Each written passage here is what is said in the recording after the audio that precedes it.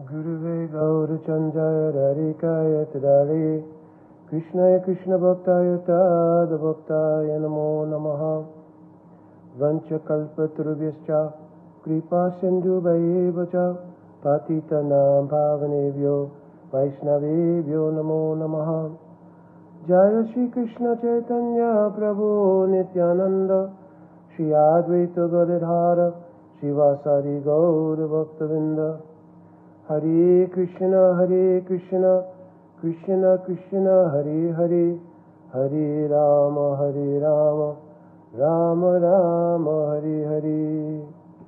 Dhanavad Pranam devotees, let me just put my phone on mute.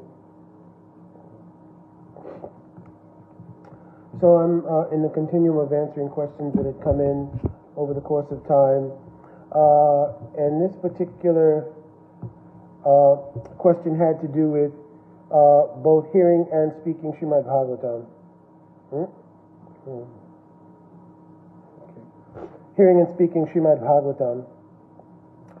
So I had written the devotee back personally. It's a couple actually, and written them back personally some time ago when there was a discussion about this. And I mentioned that hearing Srimad Bhagavatam is Adhikar related. So according to Adhikar, different persons will hear differently.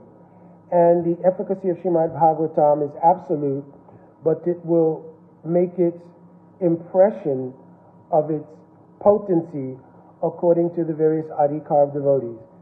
So this is one of the meanings of Pibata Bhagavatam Rasayam Alayam. So here this word Alayam means, sometimes it's translated as until. So Srimad Bhagavatam is Rasamai.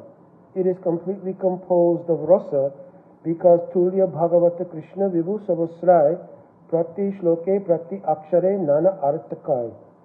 Srimad Bhagavatam is directly Radha and Krishna themselves. It is not that there is actually any Bhed.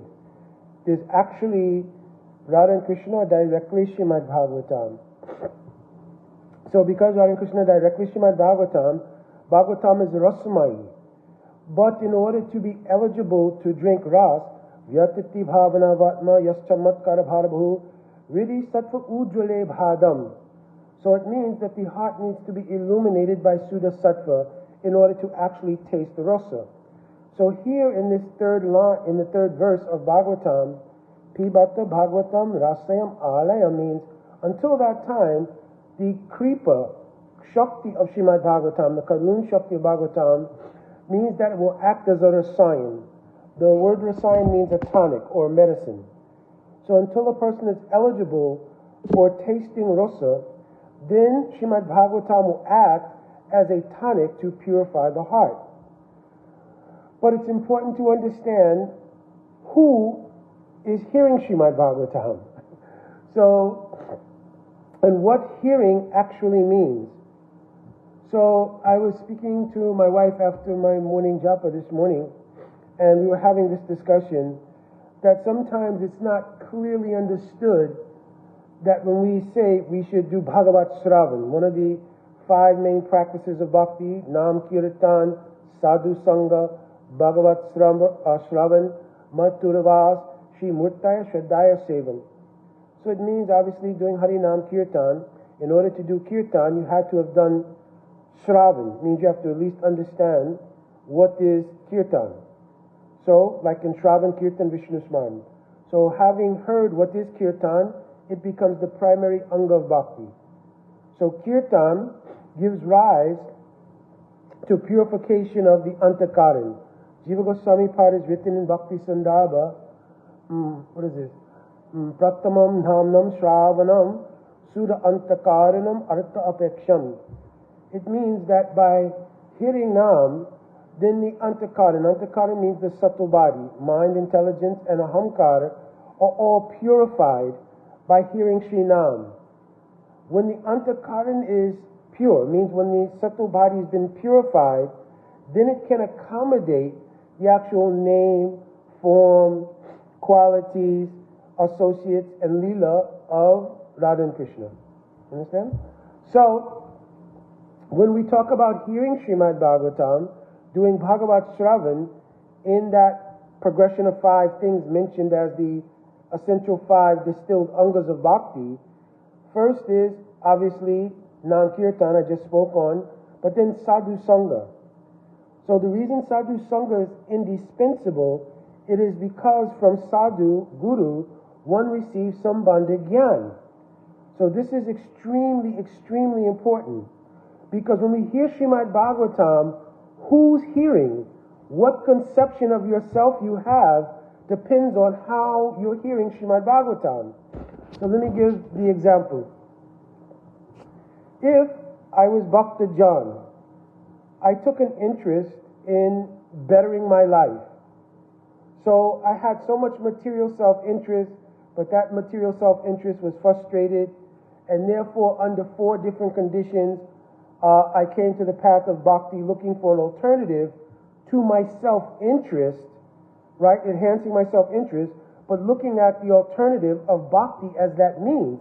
Because mogasha, moga karma, moga jnana vichetasa, in the material arena I found that at every step there was frustration truly in satisfying my self-interest.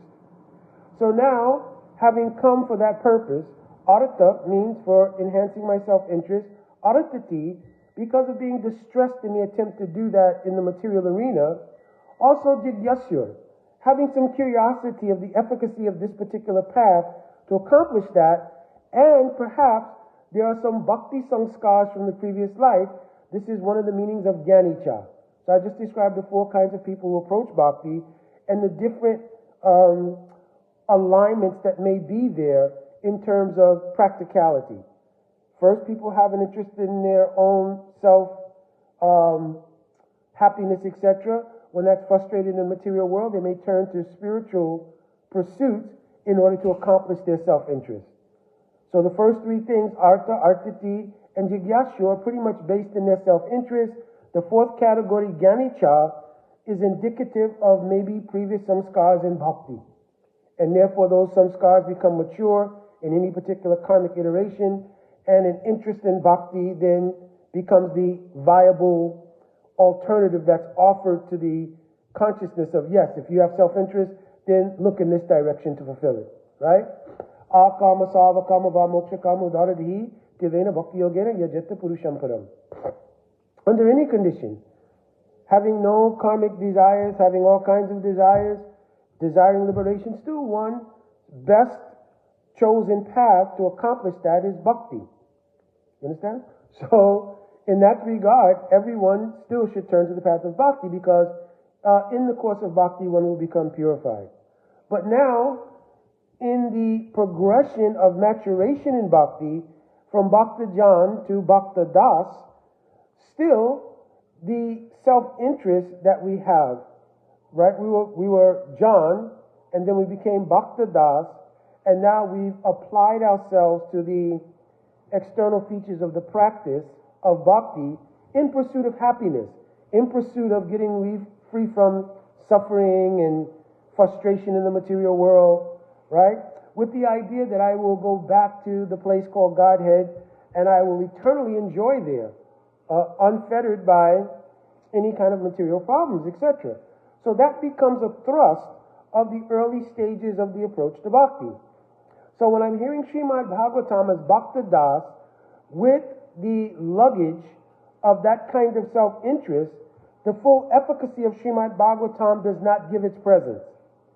Mukunda, please explain what you mean by that. Bhagavatam itself has stated, Dhamma projita kaitavotra paramano nimatsara shatam. That the Srimad Bhagavatam, this is called the Vastu Nirdeshtatmaka verse, this is the 2nd verse of Srimad Bhagavatam, declares, Dhamma pra-ujita kaitavatra. So any dharma, any activity, any pursuit that is not in line with pure prem seva to Bhagavan has been uprooted from Srimad Bhagavatam. So if that's the case, how will I find my quasi-material self-interest fed in Srimad Bhagavatam? Because my maturation level is not yet at the place of pure saranagati and pure pursuit of prem seva. I'm looking to get free from suffering. I'm looking for happiness. I'm looking for the opportunity to serve God because He is God and He has all power, all opulence, everything, and I could find happiness in His service. Still it is I. So, because of that, then Srimad Bhagavatam, which is non-different from Radha and Krishna, cannot obviously give full revelation of themselves because there is not purity. Remember, the barometer of bhakti has been given by Sri Rupa Goswami Pad. Anya abhilasita sunya jnana karmadi anavritam. There should be no other abhilas except what? Anukulyena Krishna anusilanam. The word seal in Sanskrit means endeavors. So it means following the understanding Anukulyena Krishna, everything for the Anukul of Krishna, Silanam, all endeavors should be only for that, but how you act, what kind of endeavors you do, is based on your desires. That's why the first part says, Anya Abhilas Sunya. The suffix sita means there's some exceptional circumstance. You're about to have an accident and you call out, hey, Krishna, save me. This doesn't mean you violated the principle of pure bhakti. That is the meaning of this suffix, anyabhilas sita. Sita means under a special condition, right? But in our normative day-to-day thinking, our normal day-to-day aspiration, we should have no other desire except the anukul seva of Krishna. This is the goal. We know we're unfolding that, but this is the goal. So, because this is the definition of pure bhakti, and Bhagavatam is declaring anything not in line with pursuing this pure bhakti has been pra-ujita. In Sanskrit, the prefix pra means prakrishtarupe, means completely, absolutely. Ujit means to been kicked out or removed. So there's not a scope of material achievement in terms of the full efficacy of Bhagavatam by doing Bhagavat Shravan, by hearing Bhagavatam. It is not the way to get all of your material desires fulfilled. It's actually a trick of Krishna, if anything, to purify your desires, right? So now, if this is the case, that I will not find my self-interest, even my spiritual self-interest, meaning my own personal spiritual happiness, in Srimad Bhagavatam, under what platform will I get the full efficacy of Srimad Bhagavatam? What will be the full revelation of Bhagavatam, which will give me pure, anukul seva to Sri Krishna and Srimati Radharani Mahaprabhu? What will give that? So here, as Bhaktadas, I still have an abhiman. The word abhiman means a self-conception. The self-conception was that John became Bhaktadas to fulfill his self-interest by pursuit of the spiritual paradigm. So that's still the abhiman. That has not been pure. Well, Mukunda, how do you get an abhiman which will help you to get the full efficacy of Srimad Bhagavatam? Therefore, when I mention the 5 angas, I mention Nam Kirtan, Sadhu Sangha. By Sadhu Sangha, meaning Sadhu Guru Sangha, eventually one will take up the process in a sincere way by doing Guru Padasraya. Means doing Saranagat to Guru. When you're done Saranagat to Guru, Guru Padasraya Tata Diksha Shikshadi. At that time, Guru will give Diksha. What happens at Diksha is the key to receiving the Abhiman, under what Abhiman means a self-conception, under which to hear Srimad Bhagavatam purely. Well, what does that mean, Mukunda? Please elucidate. At the time of Diksha, Divya Jnana Yanto Srimanti Mantre Bhagavat Swarup Jnana Bhagavat Sambandha Visesh Jnanangscha. 2 things happen. Sri Guru at that time gives clarity on the particular form of Bhagavan that is your Ishtadev. There are unlimited forms of Bhagavan. Narasingha, Ramachandra, Varaha, Kurma, Sri Krishna. Right? There's unlimited forms of Bhagavan, Narayan. Right? What particular form is my ideal of worship? That is given at the time of Diksha along with Visesh Sambandha Gyan. The word Visesh means specific. So the specific mood of relation that you have with that particular form of Bhagavan is given at the time of Diksha. The thing is, when mostly we go to a festival and we take Diksha, quote, second initiation, we are so absorbed in externals, the festival itself, I'm getting second initiation, friends, family, the joyous occasion, that we end up walking out with a t-shirt from the festival, a Datta Vibhuti from the Yajna, right? Maybe a Brahmin's thread if you're a male, etc. A sheet of paper with some mantras on it, but actually what is Diksha was missed. You understand? Therefore, in many, many lifetimes, we've taken Diksha over and over again.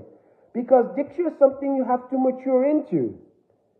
But when you mature into Diksha, and you truly understand what happens at Diksha, and truly receive Sambandha Gyan, it becomes the Abhiman, or the prism, through which you see everything in your practice.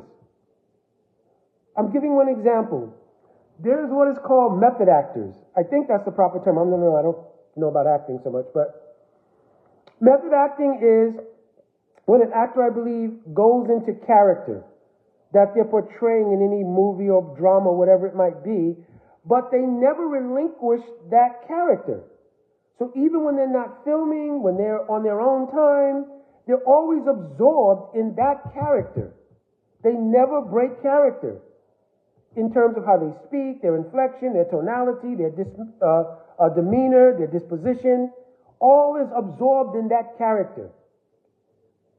In the same way, when we receive some Bandha Gyan from Sri Guru, internally, not externally, internally, we should become absorbed in that identity, and that becomes the prism by which we process every single thing in the bhajan practice. How we view waking up in the morning when we say our prayers. What is that for us? Why we're getting up during that particular period time of day. What does it mean when we sing the Guru Ashtakam? What does it mean then when we go to serve Thakurji, the deities at that time? All these things are seen through the prism of that Sambandha Gyan.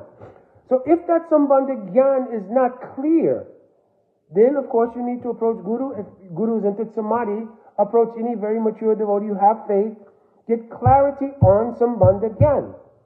So in part, Sambandha Gyan is in seed form in the mantras given at the time of Diksha. That's why it's important to chant the Diksha mantras with meaning. This is called Vidvat Rudhi Diksha. The word Vidvat means Diksha with understanding. Because you cannot become absorbed. Just like the actor I was speaking about. He can't do method acting or become absorbed in the character if he's not studied thoroughly that character. How would it be possible?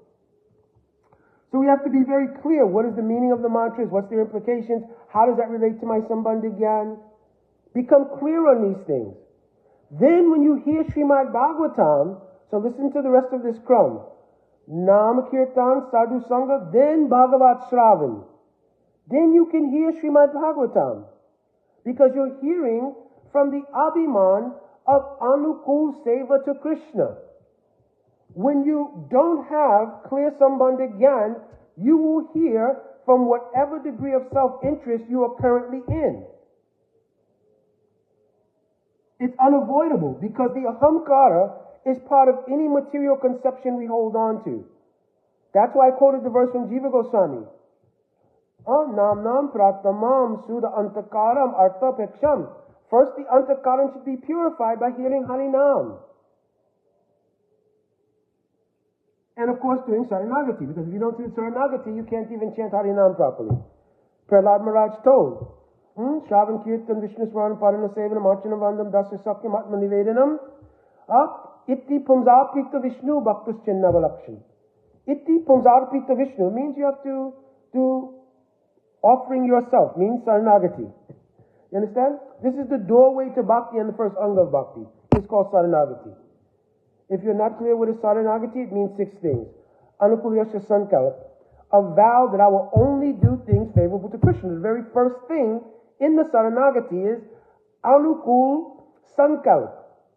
My only interest would be in what is Anukul to Krishna. Let me give a practical example. I will read Bhagavad Gita.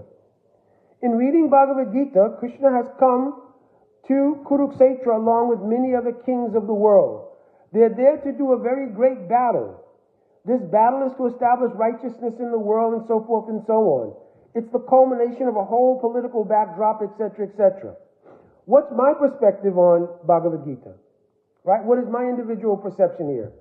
How will I serve Krishna here? Because for the most part, most people read Bhagavad Gita. I want to read Bhagavad Gita because it will teach me how I'm not the body.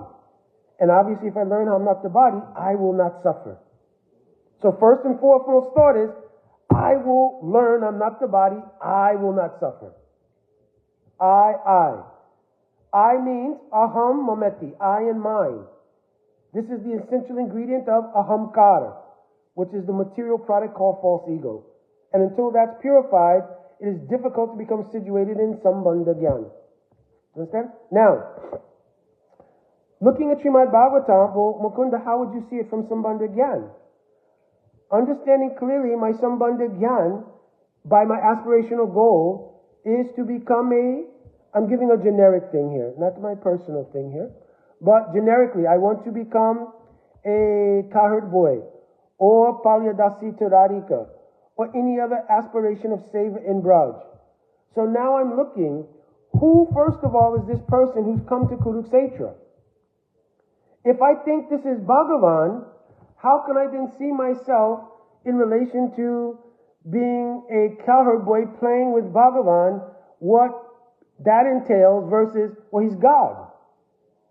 You understand? So there'd be a confusion or confliction of feelings here. In the material world, if any son approaches their mother and says, oh, mother, you're very attractive, I think I have a conjugal, it would be completely inappropriate and completely rasabas. So in the same way, we're practicing to obtain a particular outcome. In the practice, you have to, perfect practice makes perfect, not practice makes perfect. So you have to align internally with what the aspirations you have are. The aspirations you have come from having sambandha jnana and hearing in sambandha jnana. So as a comparison, hearing, Dandavat Sadhan Siddha Prabhu, Kapila Prabhu, Jambavati Didi, and all other devotees. So hearing in the character, hearing in your aspirational ideal. If you don't know what that is, then your practice does not have relational value to what you're trying to obtain. So you're sort of in a mixed space. You have to become clear so you can be akantic and focused on obtaining that goal. And I'm the Das of Krishna is not that goal. Das of Krishna is called Samanya Sambandha Jnana. Everybody's the Das of Krishna. And the idea that I'm the Das of Krishna really purports, still it's my self-interest, because realizing I'm the Das of Krishna means I'm meant to serve him, but it means the reciprocation of becoming happy, free from suffering, etc., etc.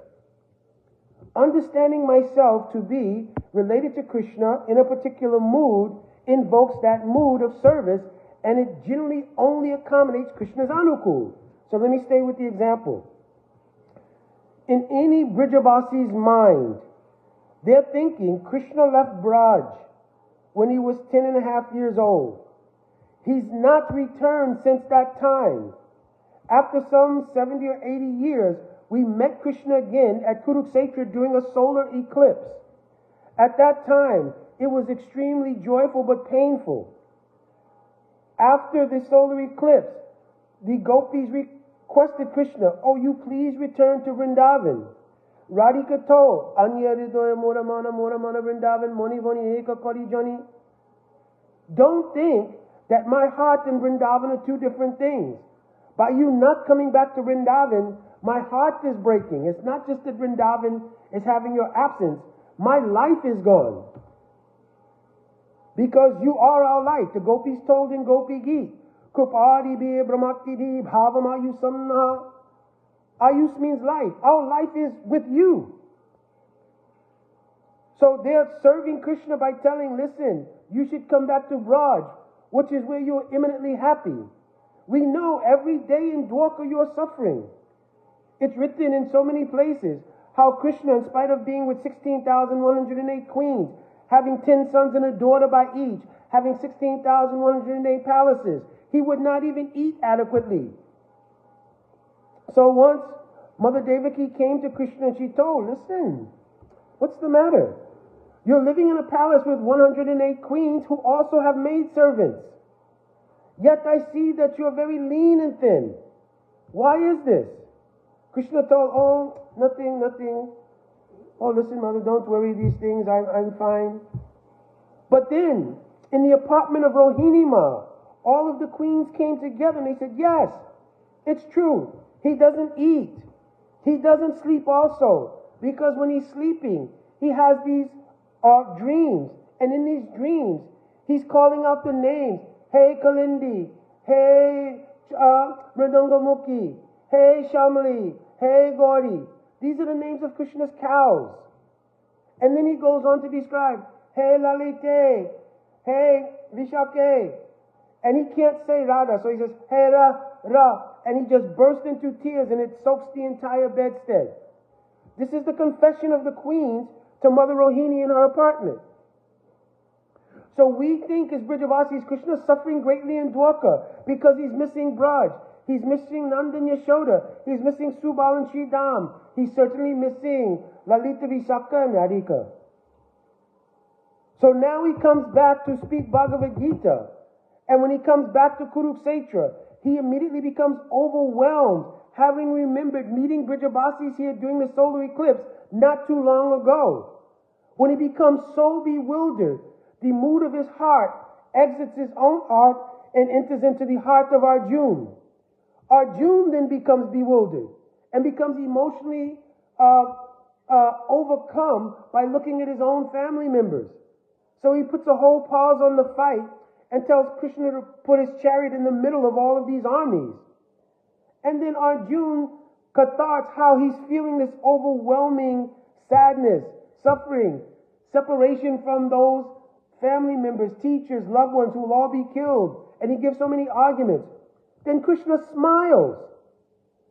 He smiles and says, oh, how has this come upon you? Why is he smiling? Because he knows it's come from his own heart. Because Arjuna and Krishna are taratmik. They're like one heart. You read the Chaitanya Charitamrita Adi Lila chapter 4. It quotes from the Adi Puran. How many times Krishna used to even explain the depth of his love for gopis to Arjuna. So Arjuna is not ordinary person. So Krishna took advantage. It's mentioned in Gita Upanishad. Sava Upanishado Gavo Dugdha Nandana Gopala Partha Vatsa Sudhir Bhokta Dugdha Gita Amritam Mahat. Oh, very thoughtful devotees. Drink the nectar of this Bhagavad Gita. What is it? Partha Vatsa Sudhir Bhokta. Partha means Arjuna. Vatsa means a calf. Krishna used the emotions of Arjuna, which had come from his own heart, in order to cathart his separation from the Brijavasis in a coded way in 700 verses called Bhagavad Gita. This is hearing with Sambandha Gyan, not hearing with self-interest. You understand? So this is mature form of bhakti. I'm not saying overnight everyone, it should be like that. I'm describing what our maturation should come to. So similarly, hearing Srimad Bhagavatam is like this. It's hearing from this position of Sambandha Gyan. Because in the position of Sambandha Gyan, one has no self-interest. Even aspirationally, if you're hearing from this position, even aspirationally, you will understand things much in the way I just described. What is the Anukul Seva to Krishna? So at that time of reading Bhagavad Gita, what will be your thought? How I can bring Krishna back to Vrindavan. You understand? It is not politics of Mahabharata. It's not what was Duryodhana's problem. It is not Dhritarashtra's insufficiency in parenting. It is not the whole idea of establishing righteousness in the material world. It is how can I bring Krishna back to Vrindavan?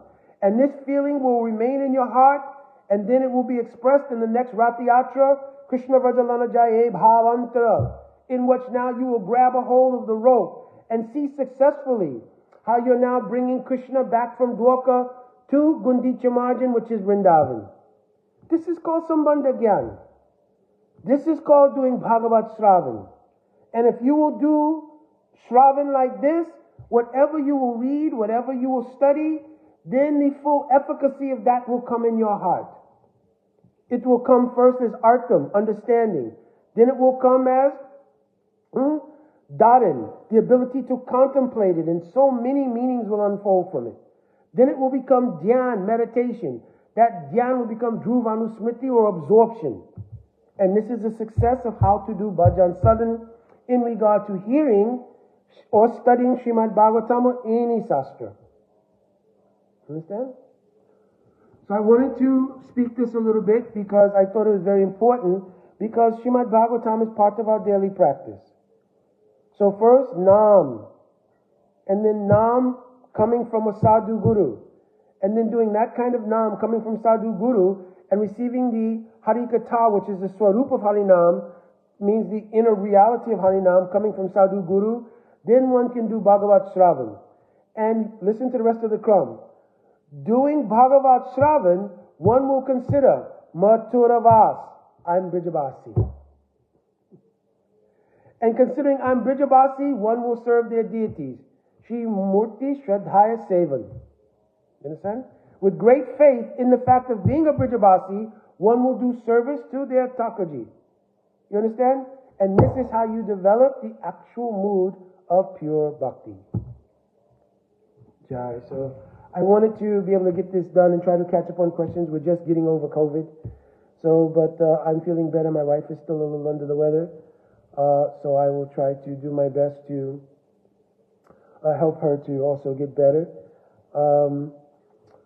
And Sadhan Siddha Prabhu, I have something I need to send you, which is that concise morning program that I've given to some of the disciples.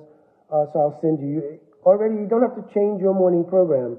This was really designed for persons who have to work, and because they have to work, sometimes they find their time contracted. So to maximize the time for them to chant their Harinam, there is a contracted way to do a morning program and meditation. So I will send it to you. Parvati Didi finished the layout of it. I typed everything up. So I'll also send it to you.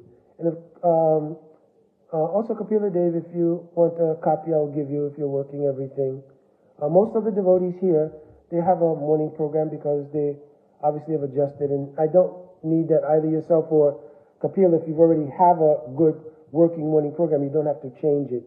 This was just an idea to help those who were struggling with managing time to chant nicely, especially before going to work, etc., etc. All right, my Dandavat Pranam devotees. Vancha kalpa tarubhyascha kripa sindhubevacha patitanam pavanebhyo vaishnavebhyo namo namaha. Jai Radhe Radhe. Before I go, is there any questions online here? Because sometimes almost as soon as I finish, there's always so many questions. If there's a question online that I could read, I'll do that here. If not, then you could write it in the chat and I'll reply to it as well. Prabhuji and your good wife, whom the question was originally intended to answer, hopefully this is very helpful, and you can always write to me and we can elaborate or even continue here on this forum to elaborate. All right, my Dandavat Pranam. Jai Radhe Radhe.